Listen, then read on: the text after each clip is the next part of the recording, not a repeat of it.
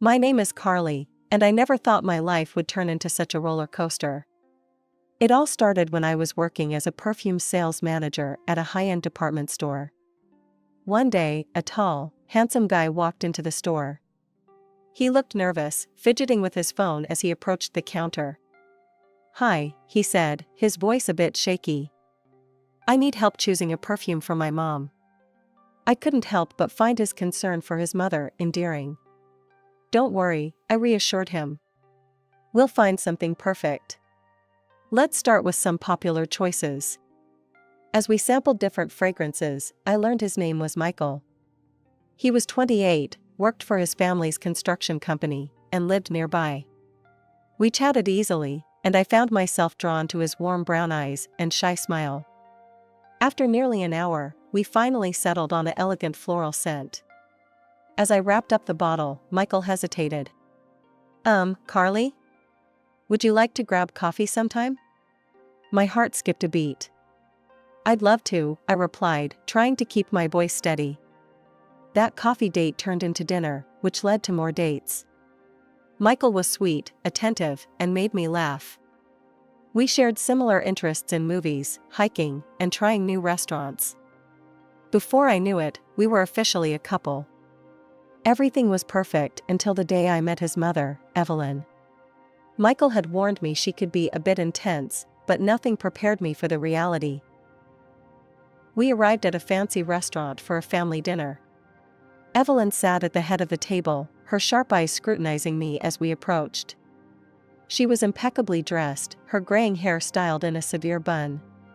"So, this is the girl you've been seeing," she said, her tone cold. She barely acknowledged my extended hand, giving it a limp shake. Michael's father, Robert, seemed nice enough, offering a warm smile. His older brother, Thomas, gave a curt nod. As we sat down, Evelyn launched into an interrogation. "Where did you say you work, Carly?" "I'm a perfume sales manager at." She cut me off. "Retail, how quaint. And your family? What do your parents do?" I tried to keep my voice steady. "My dad's a high school teacher, and my mom." "A teacher?" Evelyn's eyebrows shot up. "Well, I suppose someone has to do it." The dinner continued in this vein, with Evelyn making thinly veiled insults and dismissive comments. Michael squeezed my hand under the table, but said nothing to defend me. As we left the restaurant, Evelyn pulled me aside. "Listen carefully, Carly," she hissed. "I run this family. I decide what's best for my sons. If you want a future with Michael, you'll need to prove your worth." I was too shocked to respond. When Michael proposed, I was over the moon. But my joy was short-lived. Evelyn immediately took over the wedding planning, dictating everything from the venue to the guest list. I tried to stand up for myself. "Actually, I had some ideas." "Ideas are nice, dear," Evelyn cut in, "but let's leave this to the professionals, shall we?" Michael gave me a pleading look. "Just go along with it," he whispered. "It's easier this way." And so, I watched as my dream wedding transformed into Evelyn's spectacle. I told myself it was just one day, that things would be different once we were married and living on our own. The first few months of marriage were a whirlwind. Michael and I moved into a small apartment, and I reveled in the joy of setting up our own space. But even as we unpacked boxes and arranged furniture, Evelyn's presence loomed large. She'd drop by unannounced, often when Michael was at work. "Just checking in," she'd say, her eyes scanning our home critically. "Oh dear, is this how you've arranged the living room? Let me show you a better way." I'd grit my teeth and smile, reminding myself that she was just trying to help. But her help felt more like an invasion. One evening, as Michael and I were having dinner, my phone rang. It was my boss, offering me a promotion to senior sales manager. I was thrilled. It was the opportunity I'd been working towards for years. The next evening, we sat around Evelyn's dining table. The tension was palpable as she served a roast that looked perfect, but tasted like cardboard in my mouth. "Carly," Evelyn began, her tone sickly sweet. "Michael tells me you've been offered a promotion." "How nice." I nodded, trying to keep my voice steady. Yes, I'm very excited about it. Evelyn's smile tightened. Well, dear, I think it's time we discussed your future. Your real future. We need someone in sales, and with your experience, you'd be perfect. I took a deep breath. Evelyn, I appreciate the offer, but I'm happy in my current job. I don't want to leave it. The temperature in the room seemed to drop 10 degrees. Evelyn's eyes narrowed. I see. So, you don't consider yourself part of this family then? I felt my temper rising. With all due respect, Evelyn, you don't get to decide what's best for my marriage or my career. Evelyn stood up abruptly, her chair scraping against the floor. I think you need to reconsider your priorities, young lady. Michael, talk some sense into your wife. As she stormed out of the room, I turned to Michael, expecting support. Instead, he looked torn. Carly, maybe we should think about this. Mom knows what she's doing. The drive home was silent, filled with unspoken words and growing resentment. As I lay in bed that night, staring at the ceiling, I realized that my battle wasn't just with Evelyn. It was with the entire dynamic of this family I had married into. The tension in our home grew thicker with each passing day. One Sunday afternoon, we were all gathered at Evelyn's for a barbecue. I was in the kitchen, helping to prepare salads, when Evelyn's voice carried from the patio. It's such a shame, she was saying loudly. I remember Thomas's ex-wife. She was just as ungrateful as Carly. But I showed her the door. I kicked her out of this family myself. I felt my cheeks burn. Thomas, Michael's older brother, shifted uncomfortably. Mom, please, he muttered. But Evelyn was on a roll. I'm just saying, a woman should know her place. Isn't that right, Robert? Robert, Michael's father, just grunted noncommittally. I'd noticed he rarely spoke up against his wife. I couldn't take it anymore. I marched out to the patio, salad bowl in hand. Evelyn, I said, my voice shaking slightly, if you have something to say to me, why don't you say it to my face? The backyard fell silent. Evelyn's eyes narrowed. Fine. You want to know what I think? I think you're not good enough for this family. You're stubborn, you're disrespectful, and you're pulling Michael away from his responsibilities. I felt like I'd been slapped. Responsibilities? You mean being your puppet? Carly, Michael pleaded. Please, let's not do this here. I whirled on him. And you? When are you going to stand up to her? When are you going to be a husband instead of a mama's boy? The moment the words left my mouth, I knew I'd crossed a line. Michael's face crumpled, and Evelyn looked triumphant. You see, she crowed. This is who you really are. A spiteful, ungrateful girl who doesn't appreciate what she has. I felt tears pricking at my eyes. Without another word, I turned and ran into the house, grabbing my purse and keys. The weeks following the barbecue incident were tense.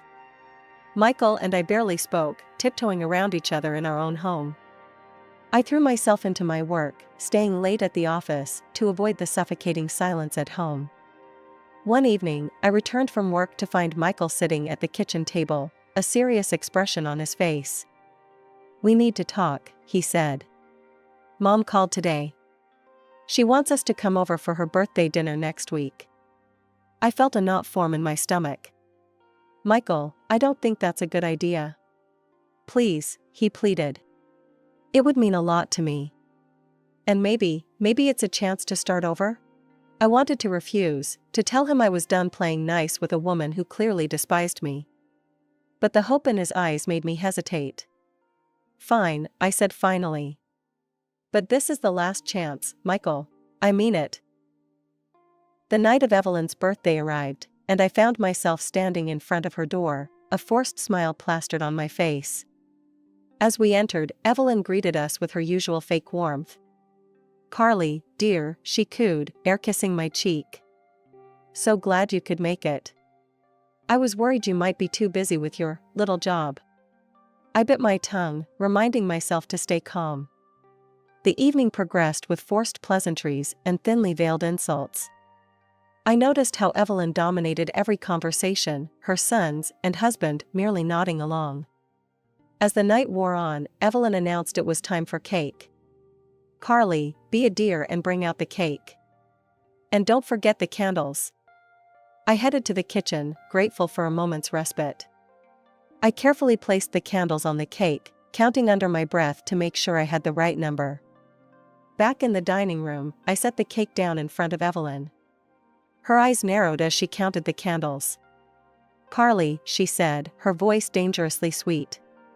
"There's one extra candle here. Can't you even do a simple task correctly? Or perhaps you're trying to insinuate something about my age?" "No, of course not, Enough," Evelyn snapped. She began plucking out the candles one by one. "Since you've clearly ruined the design, you might as well see the mess you've made. Come closer, dear. Take a good look." Hesitantly, I leaned in. Suddenly, I felt a hand on the back of my head, pushing me down. Before I could react, my face was shoved into the cake. I gasped, struggling to breathe as frosting filled my nose and mouth. After what felt like an eternity, Evelyn released me. I straightened up, sputtering and wiping cake from my eyes. The room was silent, save for Evelyn's cruel laughter. "Oh dear," she chuckled. "Looks like someone's made a mess of themselves." I looked around the room in disbelief. The other guests were averting their eyes, some letting out nervous giggles. And Michael? Michael was staring at the floor, his face red with embarrassment. Without a word, I turned and fled to the bathroom, locking the door behind me. As I scrubbed the cake from my face, I could hear muffled voices outside. A soft knock came at the door. "Carly?" It was Michael. "Are you okay? Do you need help?" I yanked the door open, fixing him with a glare. "Help? Now you want to help?" He looked away, unable to meet my gaze. "Mom can be a bit eccentric sometimes. We just need to." "Eccentric?" I hissed. "Michael, she assaulted me. And you just stood there." Without another word, I pushed past him, grabbed my purse, and headed for the door. I drove home in a daze, my mind reeling from what had just happened. The days following Evelyn's birthday disaster were a blur of tears, arguments, and sleepless nights. Michael tried to apologize, but his words rang hollow. I threw myself into work, staying late at the office and taking on extra projects. But even at work, I couldn't escape Evelyn's influence. One afternoon, as I was assisting a customer, I heard a familiar voice that made my blood run cold. "Excuse me, I'd like to speak to a manager." I turned to see Evelyn standing there, a malicious glint in her eye. My colleague, unaware of who she was, directed her to me. "I'm the senior sales manager. How can I help you?" I asked, trying to keep my voice steady. Evelyn's lips curled into a cruel smile. "I have a complaint about the perfume I purchased here last week. The problem is that this perfume smells like cheap chemicals. And when I tried to return it, your staff was incredibly rude to me." I knew she was lying. We had a strict quality control process, and our return policy was more than fair. But before I could respond, she continued her tirade. "This is unacceptable. I demand to speak to your superior immediately." My manager, alerted by the commotion, hurried over. "What seems to be the problem here?" Evelyn launched into her fabricated story, painting me as an incompetent manager who had personally sold her a defective product and then refused to help. I tried to interject, to explain the situation, but my manager held up a hand to silence me. "I'm very sorry for your experience, ma'am. Please, come with me to my office. We'll sort this out immediately." As they walked away, Evelyn shot me a triumphant look over her shoulder. I stood there, humiliated and angry, as my colleagues whispered around me. An hour later, my manager called me into his office. His expression was grim. "Carly, I've received multiple complaints about your performance recently. And after today's incident, I'm afraid we're going to have to let you go." I felt like the floor had dropped out from under me. What? But those complaints, they're not real. It's my mother-in-law, she's trying to. He held up a hand. Carly, please. I understand you're going through some personal issues, but we can't have them affecting your work like this. I'm sorry, but my decision is final. I left the office in a daze, my personal belongings in a small box. I drove home, tears blurring my vision. When I arrived, Michael was waiting, his face etched with concern. Carly, what happened? Mom said. Your mother, I spat, just cost me my job. I recounted the events of the day, my voice rising with each word. And you want to know the worst part? She used our phone number to file those fake complaints. Our phone number, Michael. The one you gave her without even asking me. I locked myself in our bedroom, ignoring his pleas from the other side of the door. As I lay there, staring at the ceiling, I realized I was at a crossroads. I couldn't keep living like this, constantly under attack from Evelyn and unsupported by my own husband. The weeks following my job loss were some of the darkest I'd ever experienced. One evening, as I sat at our kitchen table, surrounded by job listings and unanswered applications, my phone buzzed. It was a text from an unknown number. I hear you're looking for work. Maybe it's time to reconsider my offer. Evelyn. I stared at the screen in disbelief. How had she gotten my new number? I'd changed it specifically to avoid her. As if on cue, Michael walked in. I held up my phone. Did you give your mother my new number? His hesitation was all the answer I needed. Look, maybe we should consider her offer. It's for us. For our future. I stood up abruptly, my chair scraping against the floor. Our future? Michael, there won't be a future if this keeps up. If something doesn't change, and soon, I don't know if I can stay in this marriage. The silence that followed was deafening. Michael looked stunned, as if he couldn't quite process what I'd said. Finally, he spoke, his voice barely above a whisper. I'll talk to her. I promise. Just, give me some time. I wanted to believe him, but I'd heard similar promises before. Still, what choice did I have? I nodded, not trusting myself to speak. The next day, I decided to take matters into my own hands. I couldn't wait for Michael to stand up to his mother. I needed to find a job, to regain some semblance of independence. I reached out to an old colleague who had started her own online perfume business. She was sympathetic to my situation and offered me a position as an online consultant. The pay wasn't great, but it was something, a lifeline in the storm. But Evelyn wasn't done with me yet.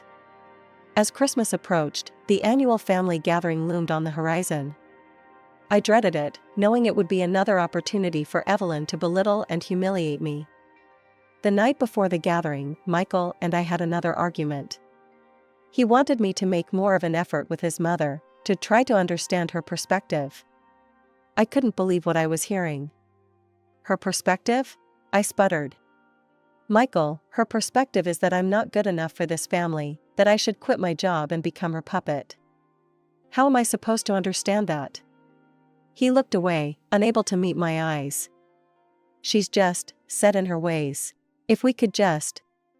No, I cut him off. I'm done trying. If you won't stand up for me, for us, then I'll have to do it myself. As I lay in bed that night, staring at the ceiling, I made a decision. Tomorrow, at the Christmas gathering, I would confront Evelyn once and for all. I was tired of being a victim, of letting her control my life. Christmas morning arrived, and with it, a sense of foreboding. We arrived to find Evelyn's house already bustling with activity. As we moved into the living room, I could feel Evelyn's eyes on me, assessing and judging. The rest of the family was already there, Robert, Thomas, and various aunts, uncles, and cousins. The afternoon progressed with forced pleasantries and thinly veiled insults. Evelyn, as usual, held court, dominating every conversation.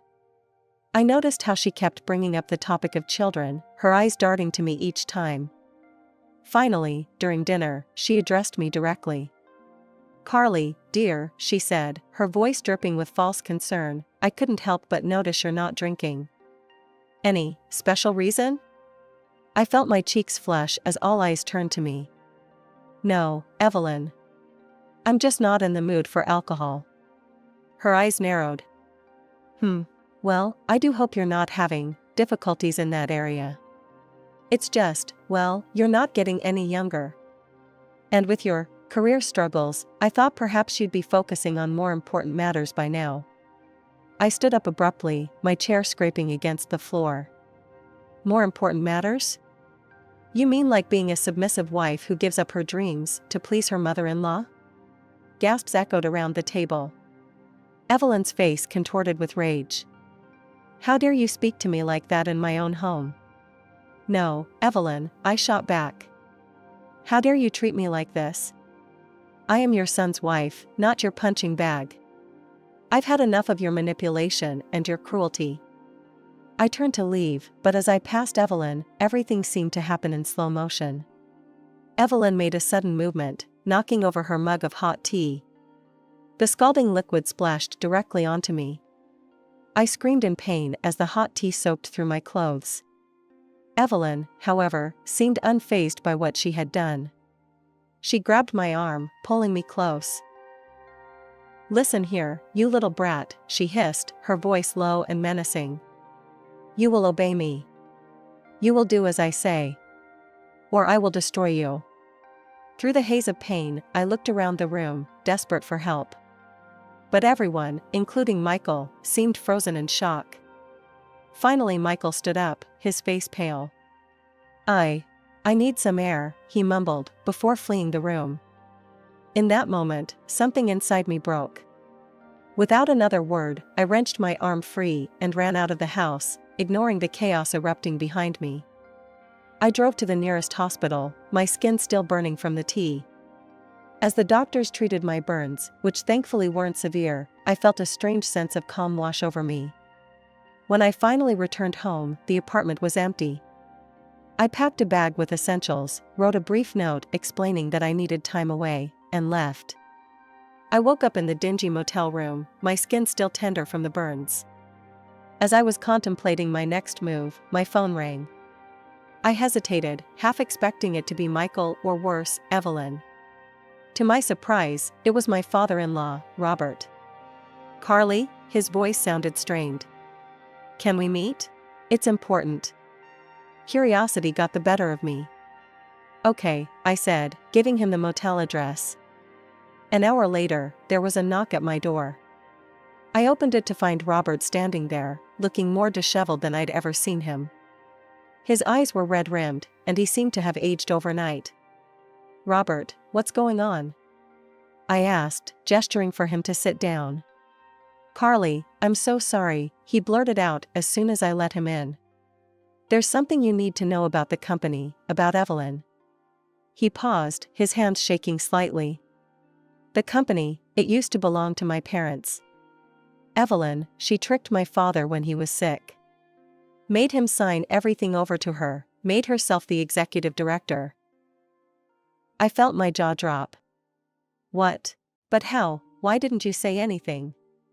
Robert's eyes filled with tears. I was a coward. I'd been collecting evidence for years, but I was too afraid to do anything with it. He reached into his jacket and pulled out a thick folder. But I can't stay silent anymore. Not after what happened yesterday. I need your help, Carly. With trembling hands, I opened the folder and began to read. What I found inside made my blood run cold. Evelyn had been hiding income for years, evading taxes on a massive scale. She'd been hiring undocumented workers, paying them a fraction of what they deserved and forcing them to work in appalling conditions. These workers, afraid of deportation, never complained about their treatment. But it got worse. The documents showed that many of the company's products were defective, failing to meet basic quality standards. Evelyn had been knowingly selling these subpar goods at full price, putting profits over people's safety. Then I came across a police report that made my heart stop. Thomas's ex-wife, who had worked in production, had discovered these illegal practices. She had threatened to report Evelyn to the authorities.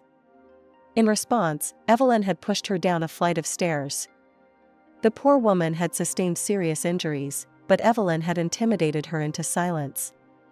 Shortly after, she had pressured Thomas into divorcing his wife. I looked up at Robert, my hands shaking. This is horrible. How could she do all this? Robert broke down, tears streaming down his face. I'm so sorry, Carly. I should have spoken up years ago. I was afraid. Of her, of losing everything. But I can't live with this guilt anymore. As I watched my father-in-law cry, a mix of emotions washed over me. Anger at Evelyn's cruelty and greed. Sympathy for Robert and all the workers who had suffered. And a growing determination to put an end to this injustice. We contacted a reputable lawyer, Amanda Chen, who specialized in corporate fraud cases. She listened to our story with growing concern and immediately agreed to take on the case. It was a Tuesday afternoon when all hell broke loose. My phone exploded with notifications, missed calls, text messages, and voicemails, all from Evelyn. I steeled myself and listened to one of the voicemails.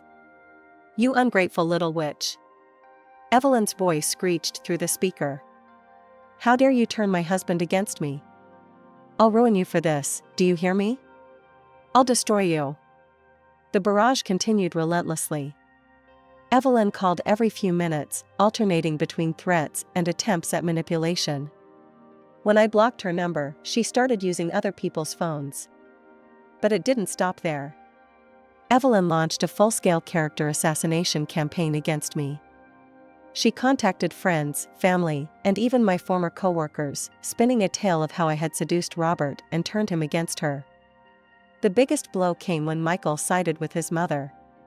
He showed up at my new rented apartment, his face a mask of anger and betrayal.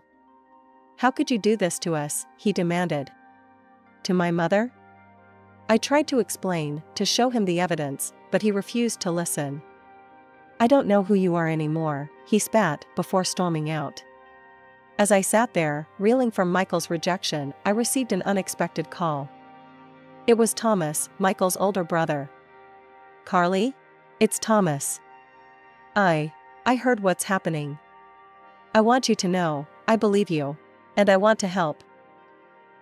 Thomas's support was a turning point.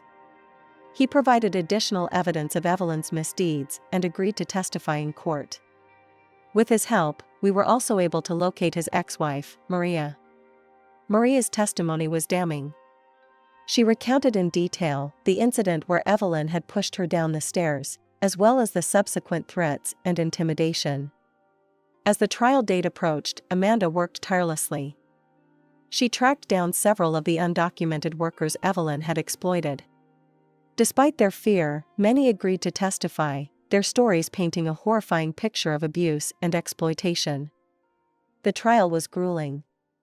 Evelyn's lawyers fought dirty, trying to discredit our witnesses and paint Robert and me as conspirators. But Amanda was brilliant, methodically presenting our evidence and dismantling the defense's arguments. The turning point came when Amanda presented the evidence of how Evelyn had manipulated Robert's father into signing over the company. The judge listened intently as Amanda argued for the annulment of the will. After what felt like an eternity, the judge made her ruling. The will was annulled, and ownership of the company was returned to Robert. Furthermore, the judge ordered a full investigation into the company's practices and Evelyn's personal finances. As the gavel fell, I felt a wave of relief wash over me. Robert broke down in tears beside me, while Evelyn's shrieks of outrage echoed through the courtroom. The aftermath of the trial brought sweeping changes to everyone involved. As soon as Robert took control of the company, Michael, true to his mother's influence, resigned from his position. He cut off all communication with his father, unable to forgive what he saw as a betrayal of his mother. Robert found unexpected support in Thomas.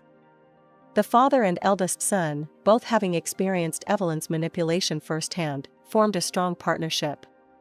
Together, they began the arduous task of restructuring the company, determined to run it ethically and efficiently. The legal proceedings didn't end with the trial. Robert filed for divorce, a process that was surprisingly quick given Evelyn's fall from grace. In the settlement, he left her the house they had shared for decades. It was a generous gesture, considering everything that had happened.